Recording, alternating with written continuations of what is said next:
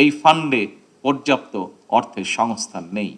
ফলে অবসরপ্রাপ্ত ৭০,০০০-এরও বেশি শিক্ষক শিক্ষিকাদের দুরবস্থার কথা চিন্তা করে সরকারকে বিশেষ ব্যবস্থাপনায় আজ অবসরপ্রাপ্ত শিক্ষকদের টাকা পরিশোধ করতে হয়েছে। অবসরকালীন সুবিধার টাকা আজ অবসরপ্রাপ্ত শিক্ষক শিক্ষিকাদের অ্যাকাউন্টে যত সহজে পৌঁছে দেওয়া হয়েছে, এই পুরো প্রক্রিয়াটি সম্পন্ন করার কাজটি কিন্তু অতটা সহজ ছিল না।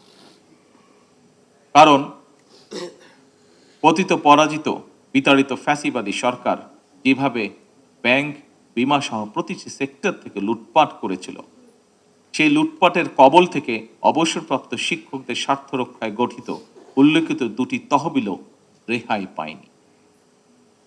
জাল ইন্ডেক্স তৈরি, লুটপাটের সুযোগ তৈরি করতে শিক্ষকদের কল্যাণ তহবিল থেকে অর্থ দুর্বল ব্যাংকে সরিয়ে নেওয়া এবং প্রযুক্তিগত অবকাঠামোকে ধ্বংস করার মাধ্যমে এই তহবিল দুটিকে প্রায় দেউলিয়া করে ফেলা হয়েছিল।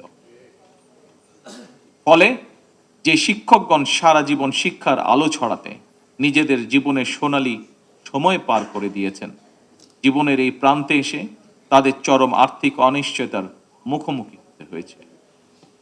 ফ্যাসিবাদী চক্রের লুটপাটের কারণে অবসরপ্রাপ্ত শিক্ষক শিক্ষিকাগণ 2022 সাল থেকে এই তহবিল হতে কোনো টাকাই পাচ্ছিলেন না। বর্তমান সরকার রাষ্ট্র পরিচালনার দায়িত্বে আসার পর অবসরপ্রাপ্ত শিক্ষক শিক্ষিকাদেরকে অবসরকালীন সুবিধার টাকা দেওয়ার সিদ্ধান্ত গ্রহণ করে, কিন্তু দেখা যায় এই ফান্ডে পর্যাপ্ত অর্থের সংস্থান নেই। ফলে অবসরপ্রাপ্ত ৭০,০০০-এরও বেশি শিক্ষক শিক্ষিকাদের দুরবস্থার কথা চিন্তা করে সরকারকে বিশেষ ব্যবস্থাপনায় আজ অবসরপ্রাপ্ত শিক্ষকদের টাকা পরিশোধ করতে হয়েছে। আমি আজ এই অনুষ্ঠানে একটি কথা তুলে ধরতে চাই।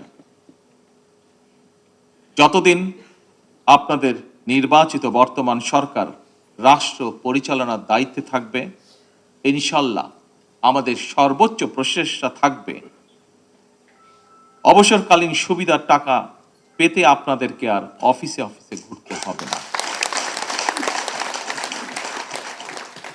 আমাদের সর্বোচ্চ চেষ্টা থাকবে ইনশাল্লাহ আর কোনো ভোগান্তি আপনাদেরকে পোহাতে হবে না। এই সংক্রান্ত বিষয় আমাদের সর্বোচ্চ চেষ্টা থাকবে ইনশাল্লাহ আর কোনো মধ্যস্বত্ব ভোগীর যন্ত্রণা এই বিষয়ে আপনাদেরকে ভোগ করতে হবে না ইনশাল্লাহ।